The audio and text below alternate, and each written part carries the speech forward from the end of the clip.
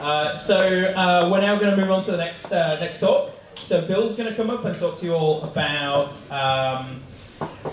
easy balancing and juicing with animations. Ooh. Okay.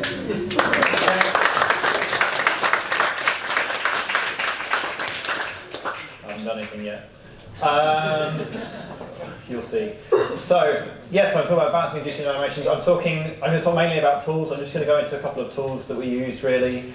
It's nothing too crazy. So, firstly, balancing. I'm going to talk about some of the tools we use for balancing our games, and then go to an extra use case for some of this. And I'm going to talk about juicing up our games. If you don't know what that means, you'll find out. So balancing. What do I mean by balancing? This is not some kind of philosophical, when is something truly balanced, or what. I'm just talking about tweaking numbers. My purpose is, as a game developer, I'm just interested in providing tools for our designers to be able to properly balance things. And more specifically, right now we talk about balancing numbers when you have a level of something that goes up. So this is a really common pattern we find in lots of our games. We'll have a troop like this is a warden from Rival Kingdoms. She fires a crossbow. She has a level that goes up. You can upgrade her at certain stages, and then the health goes up as you'd expect, and her damage goes up. And this is taken from our wiki, so this is kind of a format that the players will like to kind of digest this if they're that hardcore about the game. If you map this to a graph, you can see.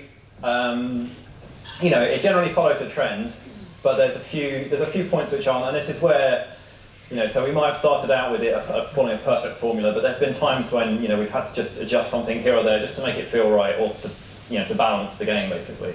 So it looks like at level 8, it was a bit too powerful, so this has been adjusted. So the tools we use for editing our config, primarily it falls into these two categories: some form of spreadsheets, and lots of tools we write in the Unity editor itself. So, spreadsheets. Spreadsheets are awesome. We all love spreadsheets. If you don't love spreadsheets, I can't help you, I'm afraid. So, they're awesome because they're easy to understand. I mean, look, this is exactly the same kind of format of data that our players would like to digest. It's easy for someone to go in and change this. It's just easy to comprehend. If you need to change a specific value, you can do it. If you want to make it driven by a formula, you can do that. You can drag things down, make it follow a sequence. It's very simple. It's very easy for any designer. Practically anyone can pick this up. So this is a really powerful tool, and this is kind of our primary tool for making our game content. But also we have where we've formalized the schema of our config and that, so we have tools which are kind of automatically made, driven by that. We've done talks about that before. There's a talk at Unite, so I love watching it again and again. It's him talking. And this is great because it gives us direct control in the game. It's actually in the game. We can go in, we can edit the values as we please. So if something's not quite right, you can even do it as the game is running. So I mean, this is obvious. This is why we all use Unity, or if you don't, this is why it's good to use Unity. So you get that quick turnaround, that short iteration time. So these were bits of tools. This is how we shipped Rival Kingdoms. This is a screenshot from Rival Kingdoms. Shortly after that game was launched, we went off and we started working on another game, Transformers Earth Wars, which was kind of very close in concept. It actually started out as a fork. It's the same code base. We had the same tool set behind it. And that was great. It enabled us to go relatively quickly. It turned out there were still lots of changes, as I'm sure you can guess by the way Tom's talking. And it was great. We have these spreadsheets. This is what we kind of ended up with when you look at Troop, a similar kind of idea that we had from Rival Kingdoms, a Troop in Transformers Earth Wars. So this is Air Raid. Again, you can level him up. Along the bottom is levels. Oh yeah, it says level. And up the side is his health. And this is just showing kind of one metric that goes up. And you can see here, there's A, B, C, D. These are the star levels. So you can, as well as upgrading every 10 levels, there's a bit of a jump in because you have to spend a bit. There's a bit of extra time. You've got to put them in a research lab or something like this, I think. And so there's jumps there. There's also jumps in the star levels when you get a higher level bot. So it ends up, if you kind of imagine how much data this is, once you put it into a spreadsheet, you can end up with a lot of data. So, spreadsheets are awesome. We took this kind of rival kingdom system, we put it straight into Transformers Earth Wars, and then we found ourselves kind of multiplying the amount of data we had by quite a large factor, really. I mean, we started off with a handful of characters in the game, maybe there was a dozen or 2 dozen. But then, as time's gone on, we're a live operations company. We've been releasing characters at a steady pace in the intervening 2 years or so. How long has Transformers been out? I don't know, I should know this. But it's been out for quite a while, and we're doing it. Now we've got more than 100 characters. There's a lot of them have more than 50 troop levels. Each of those troop levels has multiple star levels as well. And once you multiply this all up, you end up with tens of thousands of rows of data. And while we have, it's a lot of data. it breeds its own set of problems, right? So I mean, although we binary pack everything nicely in the game when we deliver it to players, and we have our spreadsheets, and the spreadsheets, largely it ends up being quite automatic. You can see there's some formulas, and the designers have set those up. But still, you still have to talk to these spreadsheets and pull all this data in. And then then we have to make a system where we only want to edit a small section of it, so maybe we'll only edit 1 troop at a time, or a handful of troops, the new ones. So you end up having to jump over all these little hurdles, which, I mean, when you look at it from, you take the bird's eye view again, you're like, maybe this wasn't the best way to lay this data out. But we've managed. We've got very good at diffing. We've got binary diffs in there for delivering stuff to the players, and it's kind of worked out okay. So, there's still problems, but it's workable. So, meanwhile, other project gets kicked off. So this is something else that we've been in development for quite a while. It's around in the funnel, and it's now definitely fully in development. We've talked about it before, so provisional title Supercarts, maybe it'll change.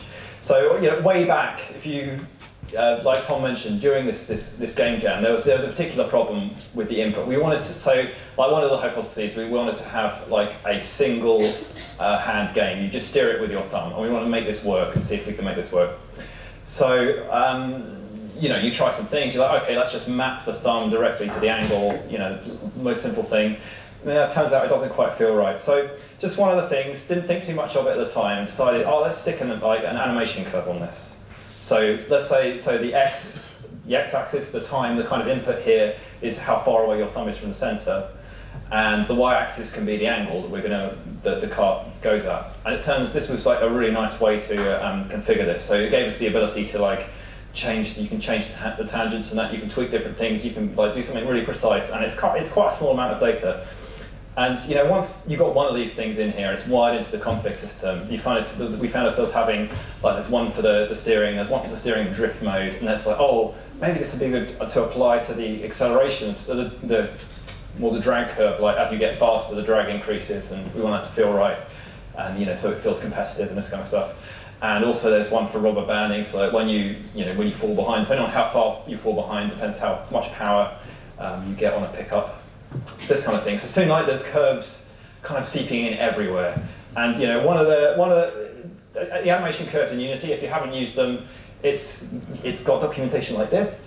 It's just a class. You can drop it into a mono behavior, you can drop it into a scriptable object, and basically all it is, the key bit of information is just a list of keys, and it just has 4 floats in there.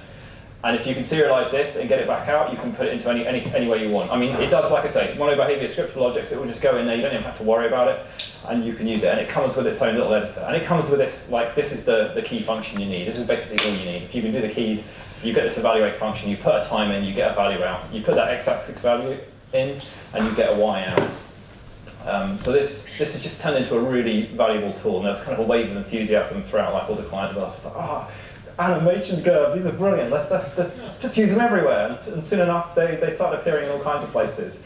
And one of the places is the problem I mentioned before, where we have things like health, for example. Here you see health, and this is the kind of thumbnail view of the animation curve, and when you click on it, you get the expanded one. And I found myself, this is from a prototype game, this doesn't say that much really, this is an enemy, it's a human knight. And he has some health, and his health goes up as his level. This is the curve by level. So you can see already this is I've got one kind of column of data, one row of data on the spreadsheet, and it's going to cover all the levels, and that's just such a massive saving. I mean, although it is workable when you only have like a handful of levels, you don't know in the prototyping stage how big things are going to get. So this is wonderful. The other thing that's really good is you don't need to. I mean, because it's easy to stick curves on things, you just stick them on things wherever you think it might be applicable. So on this attack delay here, you can see I've got, but the designers decided, oh no, I want a constant value, and I give a shortcut so that you can specify a constant value, and then that doesn't change with level. But if you ever wanted it to make it change by level, you could. It'd be really simple. So this is like it's turned into a really powerful tool for us. You know, but along the way there's a couple of problems. So I don't know if you've ever used this animation curve editor, but it's when you click on it, you get a little editor like this. It's great. It's so amazing that it's there. I'm really pleased. However, it can be a bit tricky to use. When you click on it, it's extremely modal. If you click away, it goes. So you can't kind of keep it up and multiple up at the same time. Yeah, it can be a bit fiddly to edit. And you kind of lose context. So as soon as you've got that, if you go somewhere else, you don't see the other curves. So maybe you want to see multiple curves at the same time. So I thought, hey, maybe I want to see multiple curves at the same time. Let's make a tool for this. So I made this thing. So it's relatively easy in Unity to make your own tools. You use the immediate mode editor GUI. You know, if you haven't thought about doing this, I'm just going to say, just make, like, there's so many tools you can make. This is all I'm saying, really, with my tool.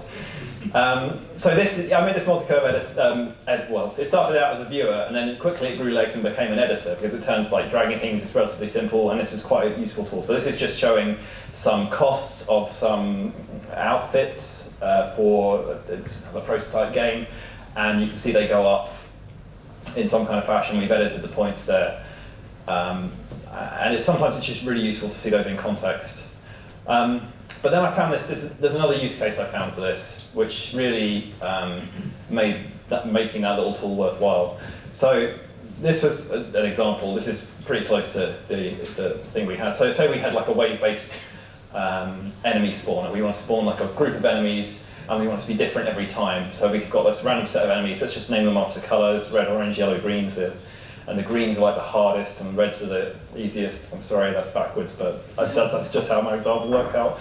So, and we want escalating threats. So you get a wave of enemies, and you get another wave of enemies. And so we think, okay, well, maybe we'll have mostly reds towards the beginning, the first few waves, and mostly greens at the end. That's what we'd like. And I was like, this is a test for multi-curve. Oh yeah, before that, weighted random. So we use a weighted random function of this. I'm not going to talk too much about this. If you don't know, don't worry. There's loads of material about it. The point is, I want to roll a number and have a greater chance of getting one than another. So if I want a random set of enemies, say I want like more reds, but I want to roll 5 of them, then maybe I'll roll it and I'll get 3 reds and 2 oranges, and maybe I'll get so many. So it's just a way of like kind of rolling a dice, and you can just say, oh, the greens are really, there's so few of them, I only give them one number. Oh God, I spoke about that too long. Anyway, so I decided to map the map the weight that I'm giving for spawning to the wave. So if you look at one column of this, so this is what I've kind of described there. The reds are really likely, I give them a high number. The oranges, medium number. Everything else, pretty low. But in the next wave, the values change slightly. So you might get more. You're more likely to roll oranges. Suddenly they start coming in even more, and the reds start tailing off. As you get towards the middle wave, so if you get like really far along in your game as a player, then you're probably going to see much more of these yellow guys. And then towards the ends, like waves 14, 15, it's just all these super hard green boss dudes for like an ultimate challenge. But still, you get like a random kind of set of enemies every time, so it feels like a fresh and like it feels like a kind of natural world. That's what we were going for in this. We don't use this system anymore, but it was good. It was good for this though. So, but then I thought, oh, you know what would be really cool? I've seen these stacked graphs, so maybe I just made like relatively small changes to my like editor tool, and I stacked up these values on top of each other, and this was like, yes, this is how it's supposed to be viewed. This, and I still had the editor in place. So I still got that benefit, and I could really quickly tweak these values and see. So now you can see kind of much more tangibly like these greens at the end here, because everything's just added. This is exactly the same data as this, by the way. I've just like stacked it on top of each other. I'm sure you've seen these graphs before, but like even better than this though is if I normalize it. If I normalize that top line, then I'm seeing what the weighted random number generator sees. Yeah, and that was amazing. So like even this data, this is exactly the same as the previous slide and the previous slide. It's all the same data. I've just shown it in different ways, and even here you can see there's a little artifact here where there's a bit of extra greens up in the top corner. It's like, I didn't actually want those there, and it's only like making a view like this that you see, and it turns it into something which is really easy to see what you're doing and what the random number generator actually sees. So, you know, like going back to like deciding to show multiple curves at the same time, out falls this nice property where I decide, I can use this, you know, I want to make this system, and I end up with basically in the game, tools notwithstanding, of course, one line of code to pull these enemies out and decide what they are. So this is my my line of code. So say I've got my config and I've got a list of enemies in it, and I have this custom weighted random function which takes a lambda, which given the enemy, I want it to tell me the weight, and then it's a weighted random selector, so it selects a random element from this array. And then I've got my animation curve that's weighting by wave, and the evaluate function on the animation curve, as I showed you. So using this one line, I've managed to express something really nicely and get like a nice tool to use it. And this turned into, I don't know, I was really happy with it anyway. So my summary about the balancing stuff, and I'm going to talk about something else, is data drive everything. I feel like every time we talk anywhere in public, we always say data drive everything. And use spreadsheets. We love spreadsheets. Everybody loves spreadsheets. But then animation curves, yeah, wow, this is amazing. This is our new friend.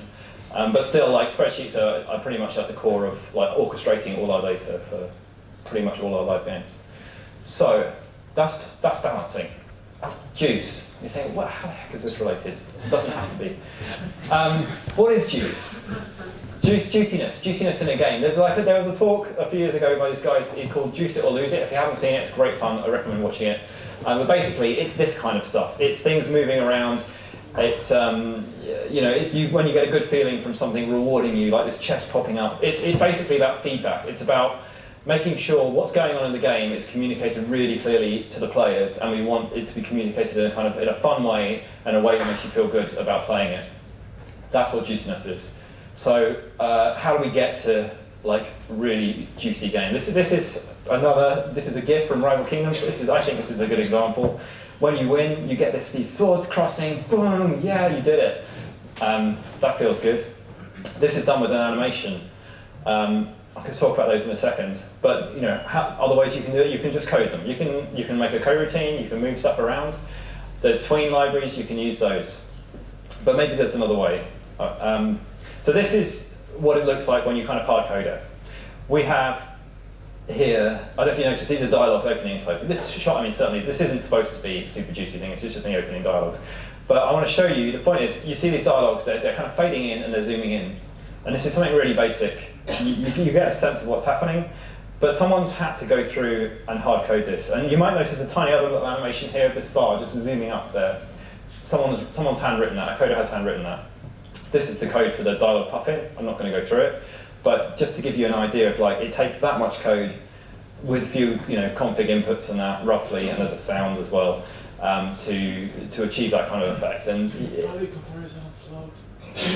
oh man. Well, at least it's underlined there, eh? This is old code. I'm going to say this is old. This is before static analysis. Sure. Also. Like this is the tween. This is the progress bar tween. This is more recent. There's no yellow underlines here. No, it's okay. This is this. I mean, someone's sat down and wrote this. Michael sat down and wrote this, and it maybe took him like an hour or so. I don't know. 5 minutes. 5 minutes. That's how good he is. So there you go. But the point is, he had to write it. He has loads of other stuff to do, and he had to come here and write this. And he wanted to write it. It took him some time. And what we've decided, or what more this guy decided, there's got to be an easier way than this. Waiting for coders is a bit of a bottleneck. This is Adam. He's like one of our principal UI UX guys. He's brilliant. And creating animation clips, which we have done before in Unity, it's just awkward, and it is kind of laborious. It's error prone. If you change like the hierarchy, you can't reuse. You have to relay out the animation again. The interface is a bit weird. Like, and then when you're it's okay for keyframing some things, but it's very much, you have to move things around in the scene, and then you capture your keyframe, and that it just ends up being a bit awkward. And also, I mean, even recently Unity have said to us, I hope you're not using animations for your UI stuff. We're like, no. So, because apparently there's something to do with when you animate something in the UI, it will actually create some events which will force your UI to relay itself out and rebuilds like the batches and things like exactly this kind of stuff. So so it's not that performant either. So he had this idea, right? What if we had this awesome interface? You know, he's a UX designer. He will design an interface for this. This is his exact text from the beginning of the Orca project, actually. And he said, oh, what if I want to just select some pre-made animations and I want to put them just on one object, and then I want to sequence them. We're like, great, what can we call this? Let's call it the UIAnimSequencer. And I'm just going to take you through. It's been through many iterations since then. The first version did look pretty much like this, but I'm just going to go through a kind of a live demo, a pre-recorded live demo that I recorded earlier today, just because it's just so much hassle to do a live demo. So I've got my notes here. I've got to try and remember everything I've done, and I want to show you putting together some UI. A bit of UI animation on this. So I made this dialogue, you can tell it's great, you know, simple art that a coder might make. And if you press play here, it does nothing.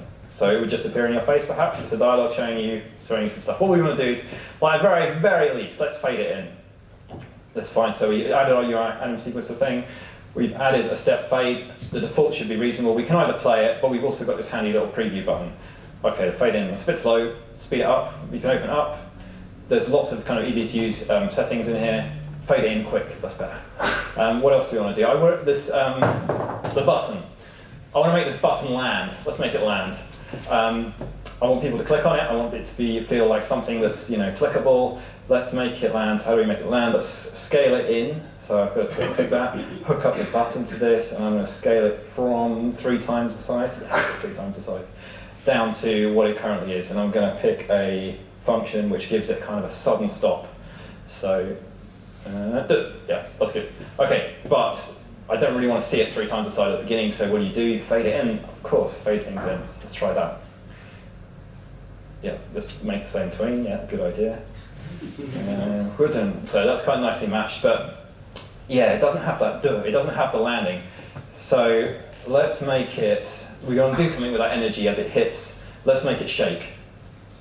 Why not? We've got a tween for that. Let's see, it's down here, shake. Gonna shake, gonna hook up this button. Come on. Yeah, that's right, it's the strength. I know the strength is too weak, I'll turn it up a little bit. Preview. Yes, it feels like it lands now. Let's see that again. Oh no, make it a bit faster. Yeah, good idea, make it faster. It's a bit slow. Gotta make it snappy. Good. So we've got a fade and we've got the button landing. I mean, already that's something better, but like, let's add more stuff because it's just fun making this kind of thing. So let's fly in the other bits of the dialogue. So there's this title and there's the kind of item background. I'm going to fly them in from down below. So this is actually kind of a relatively thin wrapper around the tweening library. I can't remember which one, but I don't have to use it. Yeah, it's do tween. Yes, do tween. So it's just Tom actually made this. I'm just taking credit for all its work. So I'm shuffling this around. I've got the title flying in now. Good, and let's make the body fly in as well. And already, I mean, you think of the amount of I'd have to write. You know, what am I up to? Like a dozen lines of code here to put all this stuff in, and I wouldn't be able to test it as I go. So this kind of workflow is already like really valuable. So these things fly in, great. What else can I add? Yeah, we can also join them. So instead of like just doing purely in a sequence, you can say, oh, I'm going to do it with the previous one, and then it allows you to like fiddle around with the timings a bit. So it's just going to happen. The second fly-in happens 0.2 seconds afterwards. Oh, I'm making it a little bit faster. Okay, that's good. Yeah, bing, bing. And then this has got an easing, which is like it goes over a little bit, so it's called a back ease, so it has that kind of a shape. Let's match those. Yeah. Okay, good. Yeah. See, it's nice. Ah, it's coming in. Now, what else do we want to do?